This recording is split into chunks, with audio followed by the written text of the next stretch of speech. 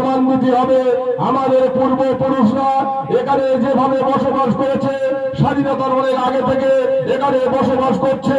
আমাদের কাছে যে ডকুমেন্টস আছে, হয়তো দেখা যাচ্ছে ওই নরেন্দ্র মোদীর কাছে নেই, ওই অমিত শাহর কাছে নেই, ওই যোগী আদিত্যনাথের কাছে নেই। মমতা বন্দ্যোপাধ্যায় বাংলায় যে উন্নয়ন করছে, তার নরেন্দ্র মোদী চক্ষুষুর হয়ে দাঁড়িয়েছে। নরেন্দ্র মোদী বাংলার উন্নয়ন সহ্য করতে পারছে না। বাংলার সমস্ত সম্প্রদায়ের মানুষ মমতা বন্দ্যোপাধ্যায়ের সঙ্গে আছে, তৃণমূল কংগ্রেসের সঙ্গে আছে। ঝড়ের সময় তৃণমূল কংগ্রেস, বর্ষার সময় তৃণমূল কংগ্রেস, আর গরমের সময় তৃণমূল কংগ্রেস। আর বিরোধী রাজনৈতিক দলের কোন টিকি খুঁজে পাওয়া যায় না। কি সিপিএম, কি কংগ্রেস, কি এসোসিআই, কি বিজেপি, কি আইএসএফ, কারোর আপনারা কোন কাজে তারা কোনোদিন আসেনি, আর আগামী দিনেও আসবে না।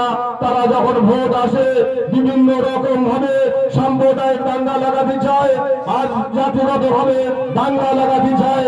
আজকের যে এসআইআর এর যে ফরম বিল্লি হচ্ছে, গত 4 তারিখ থেকে নিশ্চিত ভাবে এই সমস্ত যে সমস্ত ক্যানিং 2 নম্বর ব্লকের যতগুলি বুথ আছে, ক্যানিং পূর্ব বিধানসভায় যতগুলি বুথ আছে, সঙ্গে আছে জনগণের সঙ্গে কারা আছে, তৃণমূল কংগ্রেস মামাটি মানুষের প্রতিনিধি যারা করছে, বুথ স্তরে যারা তৃণমূল কংগ্রেসের কর্মী যারা আছে, আমার বঙ্গজননী মায়েরা যারা আছে, যুব তৃণমূল কংগ্রেস আছে, মাদার তৃণমূল কংগ্রেস আছে, আপনাদের যেভাবে পরিষেবা দিচ্ছে, আমরা বলতে চাই যে একটি ফরম যাতে করে বাদ না যায়, তার জন্য আমাদের প্রধান সাহেবরা আছে, আমাদের বুথ কমিটি আছে, তারপরে আমাদের অঞ্চল আছে, তারপরে আমাদের ব্লক আছে।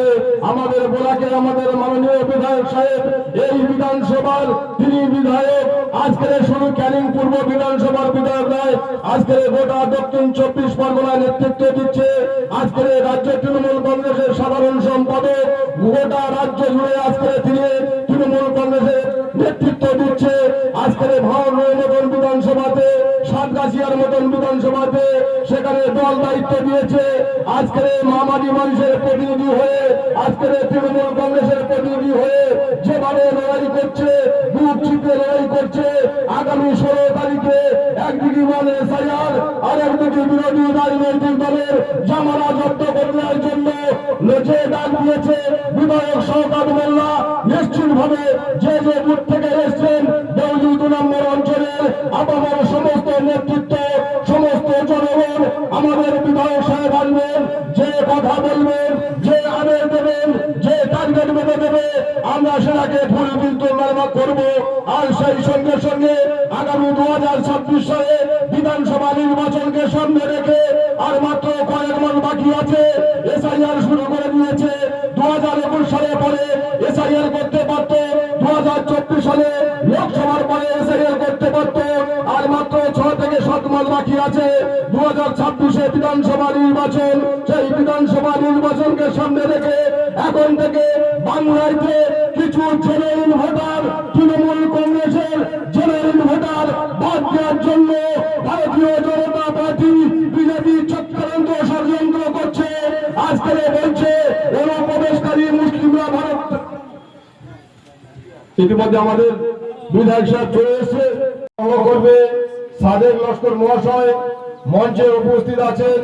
দেউলি 2 নম্বর অঞ্চলের সমস্ত নেতৃত্ববৃন্দ সামনে যারা বসে আছে, আমার বয়োজ্যেষ্ঠ তৃণমূল কংগ্রেসের কর্মী সমর্থক আরেকদিকে বসে আছে, আমার বঙ্গজননী তৃণমূল কংগ্রেসের নেত্রীরা, সেই সঙ্গে সঙ্গে আমাদের মায়েরা যারা উপস্থিত হয়েছেন, সেই সঙ্গে সঙ্গে পারগাতি বাজারে সমস্ত ব্যবসায়ী বন্ধু, ক্রেতা বিক্রেতা, এই মাইকের আওয়াজ যতদূর পর্যন্ত যাচ্ছে সকলকে পার্টির পক্ষ থেকে আন্তরিক অভিনন্দন জানাচ্ছে।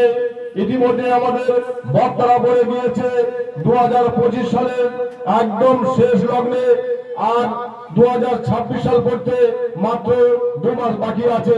নিশ্চিতভাবে আমরা প্রত্যেকে জানি যে আমাদের ভারতবর্ষের মাননীয় প্রধানমন্ত্রী নরেন্দ্র মোদী, আমরা ভেবেছিলাম যে আমরা একটা ভালো প্রধানমন্ত্রী পেয়েছি, দেশ রক্ষা করবে এবং দেশের সমস্ত উন্নয়নটা করবে। কিন্তু 2014 সালের পর থেকে তিনি যেভাবে গোটা ভারতবর্ষটাকে বিক্রি করে দেওয়ার চক্রান্ত ষড়যন্ত্র করছে এবং বড় বড় শিল্পপতিদের কাছে তার মাথা বিক্রি হয়ে গিয়েছে, তারপরে ভোটের রাজনীতি করতে এসে আজকে গোটা ভারতবর্ষের মানুষ সমস্ত সম্প্রদায়ের মানুষের মধ্যে আজকে বিভ্রান্ত তৈরি করে দিচ্ছে। কখনো নোটবন্দি করছে, আবার কখনো বলছে এনআরসি করব, কখনো বলছে সিএ করব, আবার শুরু করে দিয়েছে এসআইআর।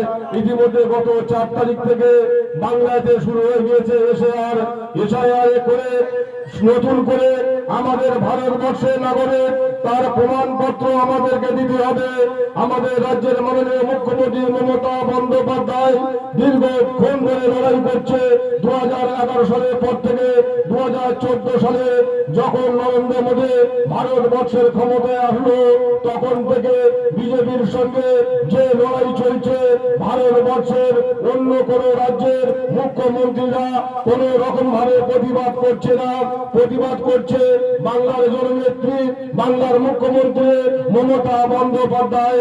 প্রত্যেকটা বিষয়ে নরেন্দ্র মোদীর যে উন্নয়ন, যে বঞ্চনা, সেই বঞ্চনা যখন করছে, প্রতিবাদ করছে বাংলা থেকে, কিন্তু সেটাই হয়ে গেল চক্ষু শোল। ভারতবর্ষের টোটাল 36টা রাজ্য আছে, 28টা রাজ্য আর 8টা কেন্দ্রশাসিত রাজ্য। কোন রাজ্যেতে এসআইআর হচ্ছে না, বেছে বেছে কয়েকটা রাজ্যেতে